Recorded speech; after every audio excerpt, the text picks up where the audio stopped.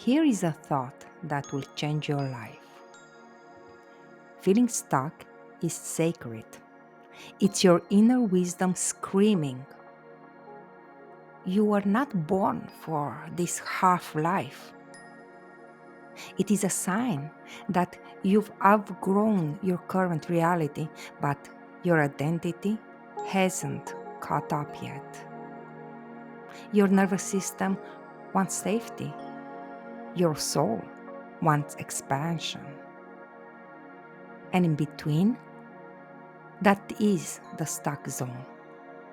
This is where 99% of people quit.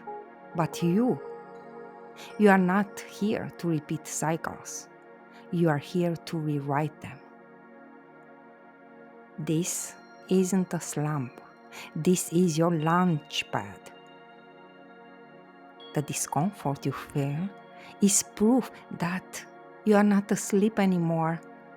And this is the first step to greatness.